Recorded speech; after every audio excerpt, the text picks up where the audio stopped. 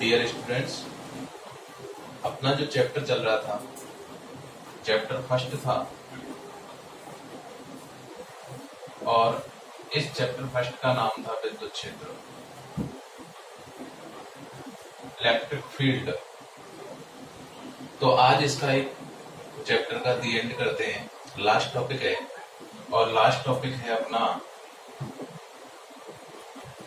एक समान विद्युत क्षेत्र में स्थित एक समान विद्युत क्षेत्र में स्थित किसी विद्युत द्विध्रुव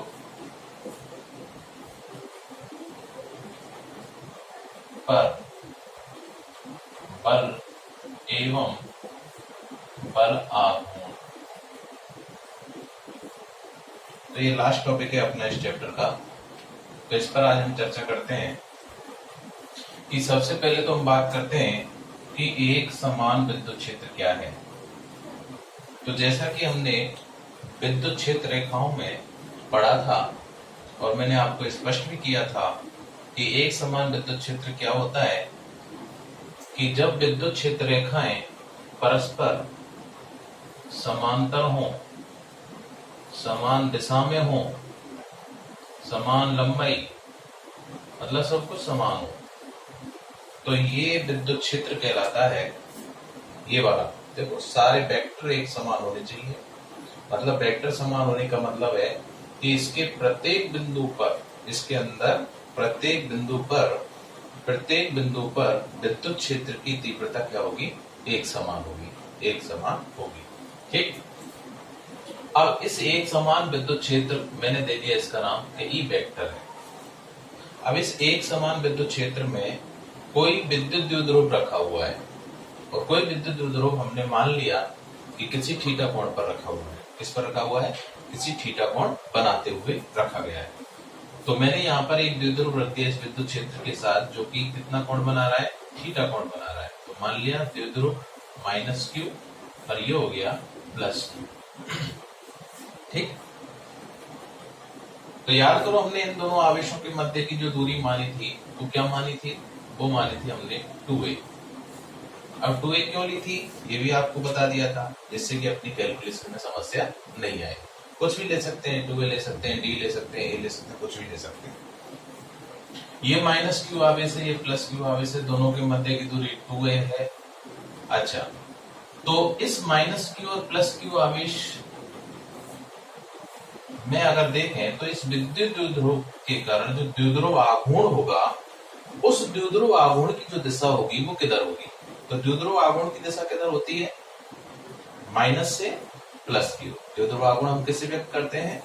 P से। किससे? P से। तो द्विध्रुव आघूर्ण की जो दिशा होगी वो माइनस क्यू से प्लस क्यू की ओर होगी। इसका मतलब मैं ये लिख सकता हूं कि ये हो गई साहब P वेक्टर की दिशा। किसकी दिशा? P वेक्टर की दिशा, द्विध्रुव आघूर्ण की दिशा। द्विध्रुव आघूर्ण क्या होता है? किसी द्विध्रुव के एक आवेश के परिमाण और उनके बीच की दूरी का गुणनफल। अच्छा, अब यहाँ पर देखें कि इस द्विध्रुव पर, और ये कितना कोण बना रहा है क्षेत्र की तीव्रता के साथ? थीटा कोण बना रहा है। विद्युत क्षेत्र के साथ कितना कोण बना रहा है? थीटा कोण बना रहा है। ये जो विद्युत क्षेत्र है वो कहलाता है एक समान विद्युत क्षेत्र। ठीक। अब ये थीटा कोण पर जब स्थित है तो इस स्थिति में हमें इस द्विध्रुव पर, पूरे निकाय पर, इस द्विध्रुव पर जो देखना है, हमें क्या देखना है? दो राशियां कैलकुलेशन करनी है। एक तो करनी है बल और एक करना है बलाघूर्ण। तो सबसे पहले तो हम बल देखते हैं कि इस पर टोटल बल कितना लग रहा है। अच्छा, तो पहले ये देखो कि इस द्विध्रुव के निकाय में कितने आवेश हैं? दो। एक तो कौन सा? माइनस क्यू, और एक कौन सा? Plus Q. तो प्लस क्यू आवेश पर विद्युत क्षेत्र के कारण जो बल लगेगा वो कौन सा लगेगा? कितना लगता है पहले ये बताओ? विद्युत क्षेत्र के कारण किसी आवेश पर जो बल लगता है वो कितना लगता है? F बराबर QE ये लगता है। ठीक। अब जब हम प्लस आवेश की बात कर रहे हैं तो प्लस आवेश के लिए क्या होगा? प्लस QE वेक्टर, यही होगा। इसका मतलब है कि ये प्लस क्या कह रहा है, ये कह रहा है कि विद्युत क्षेत्र इस बल की जो दिशा है वो क्षेत्र की दिशा में कहाँ है, विद्युत बल की जो दिशा है वो किधर है, क्षेत्र की दिशा में। तो इसका मतलब क्षेत्र किधर जा रहा है, इधर, तो बल की भी दिशा किधर होगी, इस पर, इसी दिशा में। बोलो ये बात समझ में आई या नहीं आई? ठीक, अच्छा, तो ये बल की दिशा होगी। अच्छा, इस वाले पर देखें तो बल कितना लगेगा, पहले ये देखो, F बराबर क्यू ई ए लगेगा। तो आवेश पर जो बल लगेगा वो कितना लगेगा, ई के कारण F बराबर क्यू ई। अच्छा, आवेश की प्रकृति माइनस, तो फैक्टर लगाए तो ये स्थिति आएगी। और ये क्या बता रहा है कि बल की जो दिशा है वो क्षेत्र के विपरीत है, क्यों, सदिश राशियों में प्लस माइनस क्या बता रहे हैं, दिशा बता रहे हैं। तो इसकी जो दिशा होगी, क्षेत्र किधर है, इधर, तो इसकी जस्ट विपरीत होगी दिशा, ये वाली। तो इसका मतलब अगर इसको हम एक संख्या रेखा पर देखें, तो इस पूरे निकाय को जब एक संख्या रेखा पर देखें, पॉइंट मान के चलो इस द्विध्रुव को, तो इसका मतलब है कि एक बल तो इधर लग रहा है और एक बल इधर लग रहा है, ठीक। और ये बल जो लग रहा है वो लग रहा है F वेक्टर बराबर क्यू ई वेक्टर, ये जो लग रहा है F वेक्टर बराबर माइनस क्यू ई वेक्टर। तो इससे हमें ये पता चल गया कि एक ही संख्या रेखा पर दो बल विपरीत दिशा में लग रहे हैं और दोनों का परिमाण भी क्या है, सेम। देखो QE और यहाँ भी क्या है QE, तो परिमाण क्या है दोनों का सेम, एक ही रेखा पर है, विपरीत दिशा में है। तो इसका मतलब है कि इस विद्युत द्विध्रुव पर जो F नेट लगेगा, नेट फोर्स जो लगेगा, टोटल बल जो लगेगा, कुल बल जो लगेगा वो कितना होगा, कितना होगा, 0 होगा। ये बात समझ में या नहीं आई? ठीक, अब 0 कैसे लिया, क्यों, सदिश राशियां होती है, सबको पता है। इन दोनों बलों के मध्य कितने डिग्री का कोण बन रहा है, पहले देखो 180 डिग्री, ठीक। और मैंने तुम्हें बताया था कि जब भी हम बल का परिमाण ज्ञात करते हैं तो कैसे ज्ञात करेंगे, दो सदिश राशियों का परिमाण under root F1 square plus F2 square plus 2F1 F2 cos 180 degree हो जाएगा ये। और 180 डिग्री का मान कितना होता है, -1, -1 हो जाएगा, तो यहाँ माइनस आ जाएगा और ये आ जाएगा F1 माइनस F2 का होल स्क्वायर। अब जब F1 और F2 दोनों बराबर हैं परिमाण में, तो टोटल बल कितना आ जाएगा, 0 हो जाएगा। तो अपना एक पॉइंट तो कंप्लीट हो गया, क्या, कि एक समान विद्युत क्षेत्र में अगर कोई आवेश रखा हुआ है, अगर कोई विद्युत द्विध्रुव रखा हुआ है, कोई विद्युत द्विध्रुव रखा हुआ है, तो उस विद्युत द्विध्रुव पर जो नेट फोर्स जो लगेगा वो कितना लगेगा, 0 लगेगा। मतलब अर्थात विद्युत द्विध्रुव, बहुत इंपॉर्टेंट लाइन है, नोट कर लेना, विद्युत द्विध्रुव स्थानांतरीय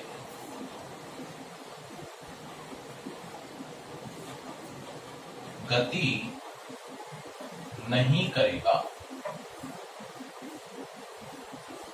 ये लो, मतलब यहां से एक चीज हमें कंप्लीट हो गई, एक चीज का हमें पता चला, क्या पता चला कि F नेट जब 0 है विद्युत द्विध्रुव पर, तो एक समान विद्युत क्षेत्र में ये जो विद्युत द्विध्रुव है वो स्थानांतरीय, स्थानांतरीय गति कैसी होती है कि एक स्थान से दूसरे स्थान पर सीधी गति, ये कहलाती है स्थानांतरीय। तो स्थानांतरीय गति यहाँ पर काम नहीं करेगी, ठीक है सर। अच्छा, अब बलाघूर्ण की बात करते हैं। तो देखो ध्यान से, ये मिटा रहा हूं मैं, तो एक पॉइंट तो कंप्लीट हो गया। यहाँ भाषा हम बना लेंगे कि माना एक समान विद्युत क्षेत्र में एक विद्युत द्विध्रुव रखा हुआ है जो कि क्षेत्र की तीव्रता के साथ थीटा कोण बना रहा है, अतः चित्रानुसार द्विध्रुव पर लगने वाला परिणामी बल 0, अर्थात विद्युत द्विध्रुव स्थानांतरी गति नहीं करेगा। आगे देखते हैं, क्योंकि 11th क्लास में हम पढ़ चुके हैं क्या, कि बलाघूर्ण की परिभाषा से, बलाघूर्ण की परिभाषा से क्या हम जानते हैं,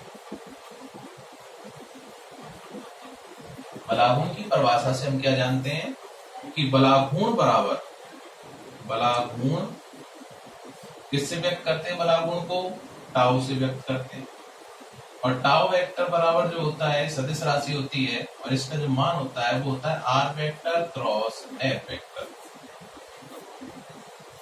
या फिर हम इसको अगर सिंपल लिखें तो ये लिख सकते हैं, या बलाघूर्ण बराबर बल गुणा बलों की क्रिया रेखाओं, बलों की क्रिया रेखा के बीच लंबवत दूरी, ये होता है बलाघूर्ण। तो बलाघूर्ण क्या होगा यहां से, टॉ बराबर, पहले ये देखो बल कितना लग रहा है, एफ नेट की बात नहीं कर रहा हूं मैं, यहाँ बल की सिंपल बल की बात हो रही है और किसी एक पर्टिकुलर आवेश पर बल की बात हो रही है। अगर यहाँ एफ नेट की बात करता है यहाँ पर, तो एफ नेट का मान 0 हो जाता, बलाघूर्ण कितना हो जाता है, 0 हो जाता। तो यहाँ जो बल है वो केवल एक ही बल की बात कर रहा हूँ। तो एक बल कितना लग रहा है, दोनों में से कोई सा भी उठा लो, परिमाण लिखना है मुझे, परिमाण लिखना है, और परिमाण में सदिश राशियों में प्लस है तो प्लस आएगा, माइनस है तो भी प्लस आएगा। ठीक, तो बल कितना है, QE, ठीक, इनटू, अब देखो बलों की क्रिया रेखा, तो बलों की क्रिया रेखा देखें तो इस बल की जो क्रिया रेखा होगी वो कौन सी होगी, ये वाली होगी, इसी पर तो लग रहा है बल। अच्छा, इस बल की क्रिया रेखा कौन सी होगी, ये वाली होगी। ठीक, जिस रेखा पर बल लग रहा है वो उसकी क्रिया रेखा, ठीक, जिस पर क्रिया कर रहा है बल। अच्छा, और दोनों के बीच की लंबवत दूरी कौन सी हो गई, वो हो गई ये वाली। बोलो ये बात समझ में आई, ठीक। अच्छा, अब ये कितने डिग्री का कोण बन गया, 90 का। तो दोनों के बीच की दूरी में यहाँ पर नोट कर देता हूँ, पॉइंट दे देता हूँ, A, B और ये हो गया C। तो जो लंबवत दूरी है वो क्या है यहाँ पर, BC, ठीक। और इस BC का मान हम ज्ञात कर लें, कैसा त्रिभुज बन रहा है ये पूरा चित्र में, समकोण त्रिभुज, समकोण ही तो बन रहा है, समकोण त्रिभुज ACBC। तो ये वाला जब कोण थीटा है तो बताओ ये वाला कोण कितना होगा, ये कोण थीटा, तो ये वाला कोण वही थीटा ही होगा, क्यों, संगत कोण हो गए। अच्छा, ये कितना है 2a, तो इसका मतलब ये भुजा कौन सी होगी, कर्ण, और निकालना मुझे क्या है, लंब, और कर्ण और लंब किस में आते हैं, लाल बटे कक्का से साइन में, तो ये आ जाएगा साइन थीटा बराबर लंब बटे कर्ण, और लंब कितना है BC बटे कर्ण कितना है 2a, तो BC बराबर कितना आ गया यहां से 2a साइन थीटा, ठीक। ये मान यहां पर पुट कर देते हैं तो क्या हो जाएगा यहां से, टॉ बराबर QE into 2a sine theta. Okay, अब यहां से देखो मैं लिख सकता हूं टॉ बराबर Q, और 2a को इधर ले आऊं तो Q इंटू 2a और इंटू क्या हो गया E साइन थीटा। और चूंकि हम जानते हैं, क्योंकि Q इंटू 2a क्या होता है P, P मतलब विद्युत द्विध्रुव आघूर्ण, तो यहां से मैं क्या लिख सकता हूं इसको, टॉ बराबर PE साइन थीटा, ये आ गया बलाघूर्ण। इसका मतलब टोटल बल तो 0 होगा लेकिन बलाघूर्ण 0 नहीं होगा। तो इससे हमें पता चल रहा है कि ये जो द्विध्रुव है वो इस एक समान विद्युत क्षेत्र में इस प्रकार गति करेगा, इस प्रकार, ठीक। यानी ये बल इसको इधर ले जाने की कोशिश कर रहा है, ये बल इसको इधर ले जाने की कोशिश, टोटल बल तो हो गया 0 लेकिन बलाघूर्ण 0 नहीं होगा, और बलाघूर्ण का जो मान होगा वो कितना होगा, PE साइन थीटा होगा। अब देखो यहां विद्युत द्विध्रुव आघूर्ण सदिश राशि, क्षेत्र की तीव्रता भी सदिश राशि, और क्या आ रहा है, साइन थीटा आ रहा है। और हमें पता है कि जब भी हम सदिश राशियों का गुणा देखते हैं तो सदिश गुणन जब हम हटाते हैं A क्रॉस B, जैसे मान चलो दो सदिश राशियां हैं, तो जब यहां से क्रॉस हटाते हैं तो क्या लिखते हैं, AB sine theta n cap, यही तो देखते हैं। तो यहां से हमें पता चल रहा है कि P और E दोनों सदिश हैं और साइन थीटा वैसे आ रहा है, तो साइन थीटा को हटा दें तो इस वाली राशि की जगह मैं ये लिख सकता हूं। तो मैं यहां से नोट कर देता हूं,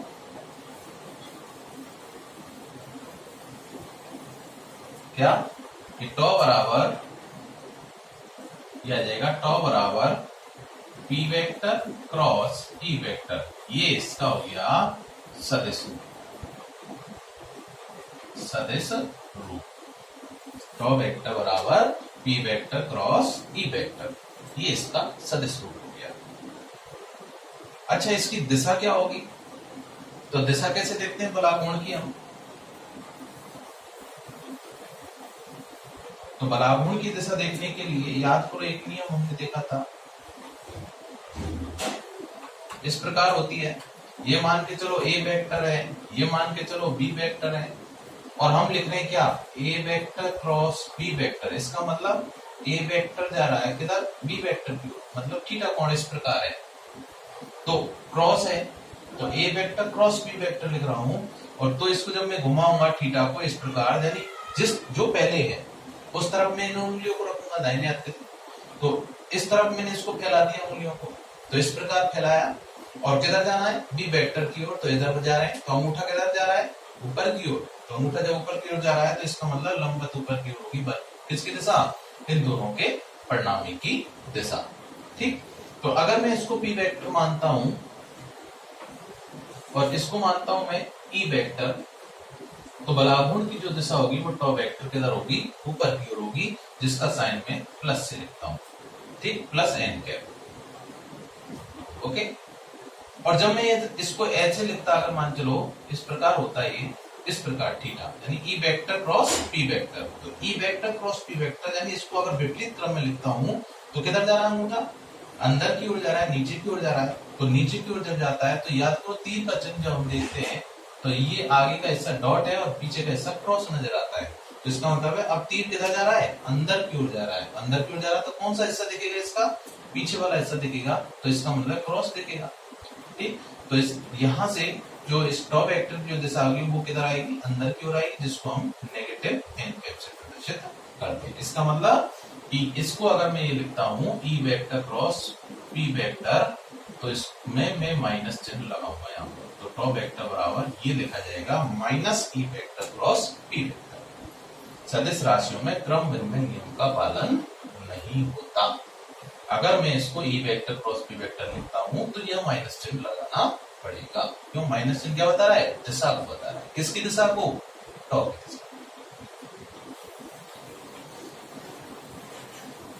अच्छा, इस पर आधारित कंडीशन देख लेते हैं अब हम।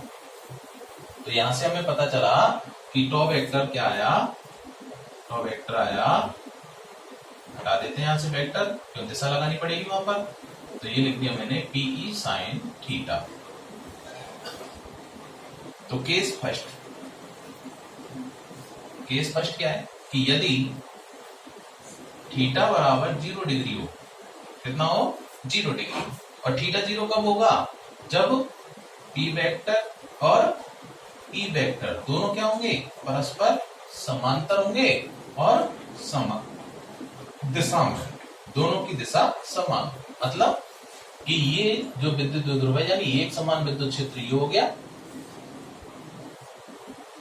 और इसमें विद्युत द्विध्रुव भी इसी प्रकार रखा हुआ है, ऐसे बिल्कुल सीधा रखा हुआ है।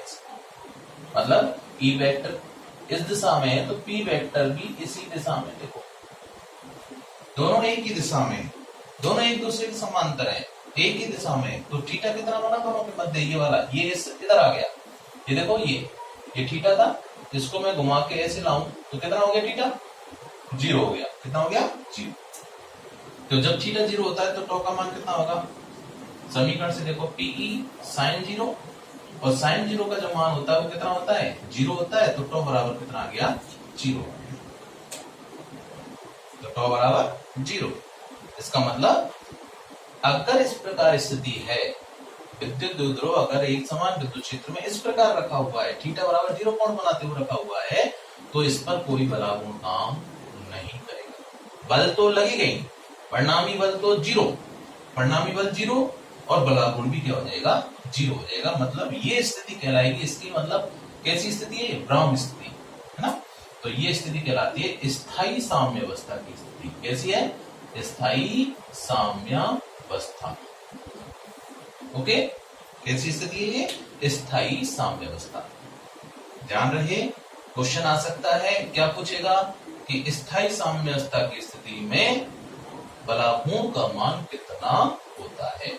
डायरेक्ट पूछता है एक नंबर में, तो कितना होता है बलागुण का मान, 0 होता है। ठीक, अच्छा कंडीशन सेकंड देखते हैं, केस सेकंड बता देता हूं।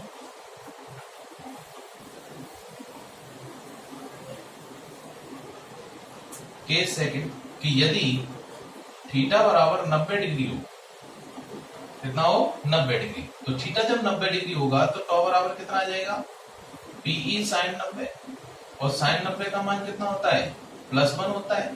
तो यहां से टॉ बराबर मैक्सिमम आएगी कंडीशन, वो कितनी आएगी, पीई आएगी। इसका मतलब कि अगर इस स्थिति को मैं इस प्रकार कर दूं, विद्युत क्षेत्र वृत्त इधर है, और इस द्विध्रुव को अगर मैं इसके लंबवत ऐसे खड़ा कर दूं, यानी प्लस क्यू ऊपर आ गया, माइनस क्यू नीचे आ गया, तो इस स्थिति में देखना ये एक समान विद्युत क्षेत्र, और इस प्रकार रख दिया मैंने, ये माइनस क्यू हो गया और ये प्लस क्यू हो गया। तो इस स्थिति में बल इधर लगेगा और इस पर बल इधर लगेगा, तो इस पर अधिकतम बलागुण काम करेगा और ये इस स्थिति में आने की कोशिश करेगा। ठीक, तो अधिकतम बलागुण कब काम करता है, जब थीटा 90 डिग्री होता है। केस थर्ड,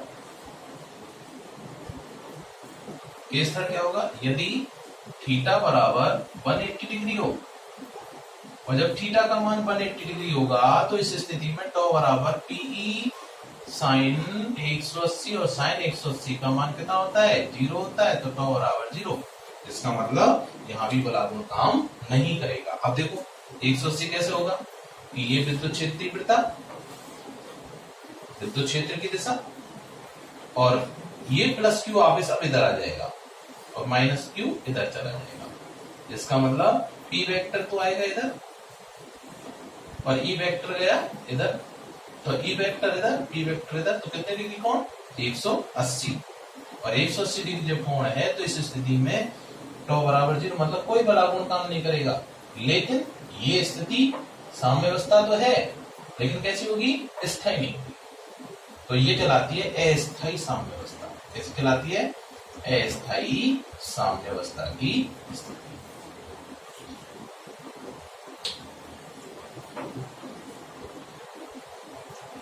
तो ये स्थिति कहलाती है अस्थायी साम्यावस्था की स्थिति।